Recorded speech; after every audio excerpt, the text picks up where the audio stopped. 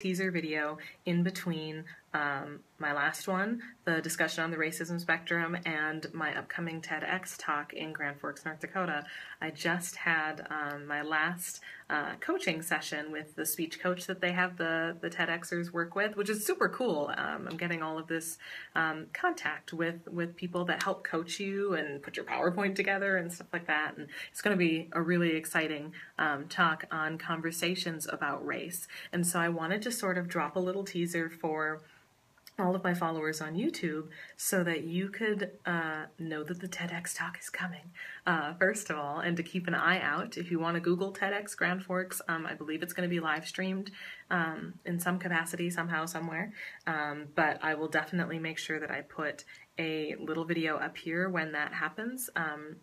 There'll be a little something to direct you over to find that video, but I also wanted to drop a little teaser with a few ideas to keep in mind as you're prepping for conversations about race, because I think that there's sort of a preliminary process that has to happen before you can jump into actually talking about race with people, because it is such a sensitive issue and because it can really rile up a lot of emotional junk.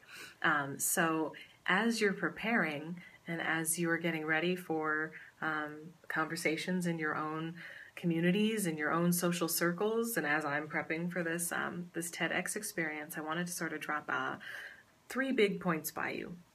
Number 1 of which is to be forgiving of yourself in this process. We've all got biases. Racism impacts every single one of us. None of us is immune. And you need to be able to forgive yourself as you're moving forward in this process and stumbling along the way. Be forgiving. Number 2 that I want to make sure I drop with you before TEDx is to start to keep track. Take a mental log of your biases as they happen. And you might not see them right away, so it's important to sort of help yourself know where to look for them. And the best place that you can do that is in your day-to-day interactions with people that are not like yourself, religiously, ethnically, otherwise.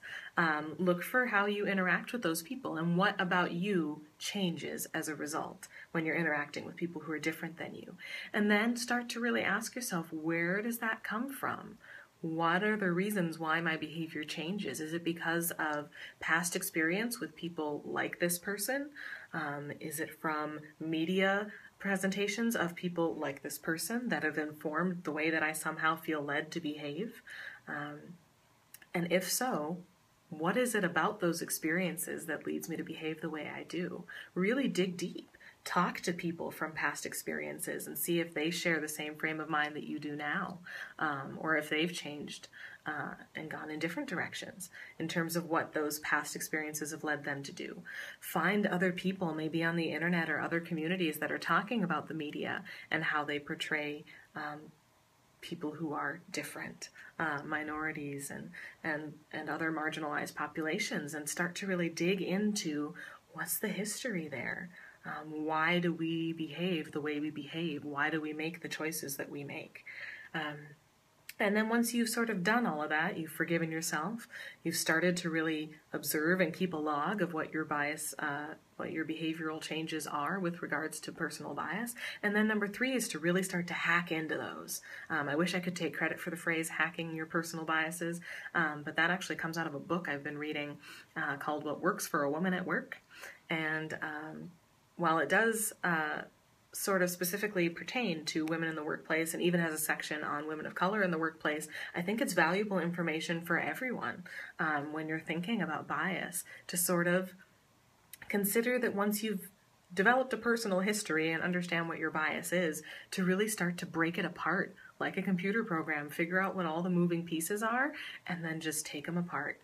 Ask yourself, if what I'm perceiving right now is coming from past history or is coming from a representation of this type of person that I've seen in the media, why am I allowing it to impact my interactions here and now? What sort of value does it have to my interactions here and now? And really be mindful of what the answers to those questions are. If the answer is, it's feeding my behavior here and now, my reactions here and now, because there is relevance, because there is a shared experience happening here, Then proceed with caution, continuing to ask yourself why you're behaving the way you are along the way and what the potential impact of your behavior could be down the road. So look ahead as well as look back. But if the answer to your question is, well, I guess nothing I'm doing is related to the here and now. I'm just having this perception from a past experience or from the media, and I'm allowing it to color my current interactions. Break it. Force yourself to focus on the here and now. Force yourself to focus on the current interactions, and don't let past experience, don't let the media dictate how you interact with an individual. We're all individuals. We all come from unique experiences.